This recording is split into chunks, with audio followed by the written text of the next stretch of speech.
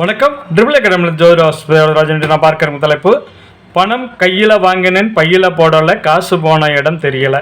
இந்த மாதிரியான அமைப்பு ஜாதகத்தில் யாருக்கு? பொதுவாக ஒரு ஜாதகத்தை எடுத்துக்கொண்டால் 2, 11 ஆகிய இடங்களை கொண்டு பண விஷயத்தில் அவர்கள் எப்படி இருப்பார்கள் என்று சொல்வார்கள்.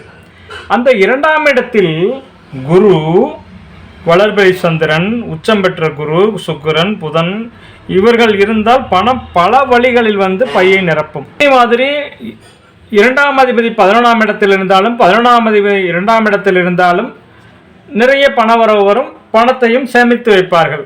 ஆனால் 2ஆம் இடத்தில் தேய்பிறை சந்திரன், சனி, ராகு, கேது இருந்தால் இவர்கள் நினைத்தாலும் கூட பணத்தை சேமித்து வைக்க இயலாது. பணம் பல வழிகளிலும் செலவாகும்.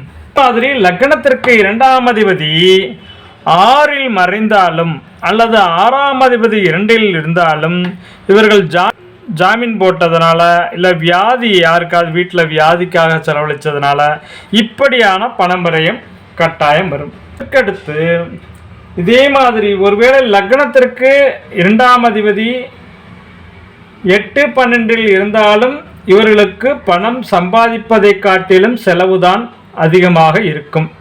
பணம் சேர்ப்பது என்பது இவர்களுக்கு குதிரை கொம்பாகத்தான் இருக்கும். சில சமயங்களில் கடன் வாங்கக்கூட நேரிடலாம். அதே போல 8 மற்றும் 12 அதிபதிகள் 2ஆம் இடத்தில் இருந்தாலும் இதே நிலைதான். 2ஆம் இடத்தில் தேய்பிறை சந்திரன், சனி, ராகு இருந்தாலும் 2ஆம் அதிபதி 6ஆம் இடத்தில், 6ஆம் அதிபதி 2ஆம் இடத்தில், அது மாதிரி 2ஆம் இடத்தில் 8ஆம் இடத்தில், 12ஆம் இடத்தில் 8, 12 அதிபதிகள் 2ஆம் இடத்தில் இருந்தாலும் பணம் கையில் வாங்கினேன் பையில் போடலை காசு போன இடம் தெரியலை. இதே மாதிரி தான் ஜாதகம் இருக்கும்.